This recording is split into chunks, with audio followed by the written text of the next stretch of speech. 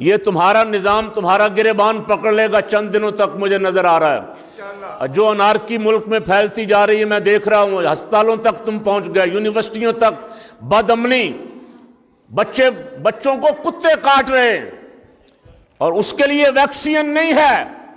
کروڑوں اربوں روپے کے بجٹ بڑے کھا رہے ہیں، اور ان کو روزانہ وزارت عظمیٰ کی تو بلاول صاحب کو فکر ہے، لاڑکانہ اور سکھر میں کتے کے کاٹے ہوئے بچے کو ویکسین دینے کی کوئی فکر نہیں ہے، اس کا وہ مذاق اڑاتے ہیں، وہ کہتے ہیں کتے کاٹتے رہتے ہیں۔ ایسا نظام زیادہ دیر نہیں چلے گا، اور سن لو، اگر تمہارا ہمارا تصادم ہوا، اگر تم نے یہ روش نہ بدلی، میں اس نظام پہ بہت دفعہ پہلے بھی عدم اعتماد کا اظہار کر چکا ہوں۔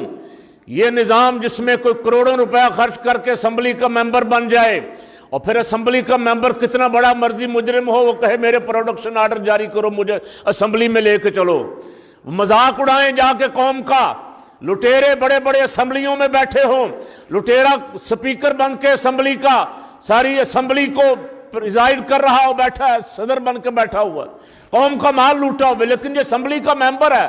یہ نظام تمہیں سوٹ کرتا ہے، یہ عوام کو سوٹ ہی نہیں کرتا کہ تم کروڑوں روپے خرچ کرو، جیتو، اور آ کے پھر اسی قوم کے سر پہ مسلط ہو جاؤ۔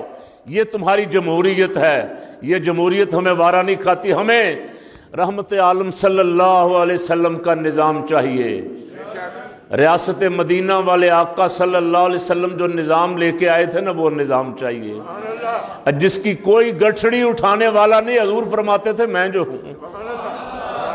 مائی نے کہا بیٹا تو کون ہے جو میری گٹھڑی اٹھا کے لایا ہے؟ فرمایا مائی جس کی کوئی گٹھڑی اٹھانے والا نہیں، اس کی اٹھانے والا میں ہوں۔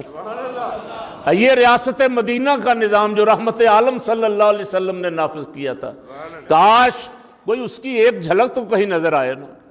خالی نام لیتے لیتے 1.5 سال گزر گیا، کوئی ایک جھلک بھی کہیں نظر نہیں آ رہی۔ اب مجھے لگ رہا ہے یہ تمہارے گریبان کی طرف بڑھ رہا ہے۔ حضور غوث اعظم شہنشاہ بغداد رضی اللہ تعالیٰ عنہ سرکار کے 500 سال بعد آ کے اعلان فرما گئے، ایک دفعہ دین کو زندہ کر کے یہ اعلان فرما گئے، فرمایا وَكُلُّ وَلِيُّ اللَّهُ قَدَمٌ وَإِنِّي عَلَىٰ قَدَمِ النَّبِيِّ بَدْرِ الْكَمَالِ۔ فرمایا یہ دین جو مردہ ہو گیا تھا دوبارہ زندہ اس لیے ہو گیا ہے کہ میں نبی رحمت صلی اللہ علیہ وسلم کے نقش قدم پہ ہوں،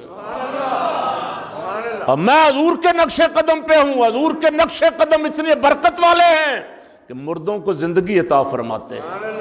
اللہ رب العالمین ہمیں ان کی سچی محبت نصیب فرمائے، ان کے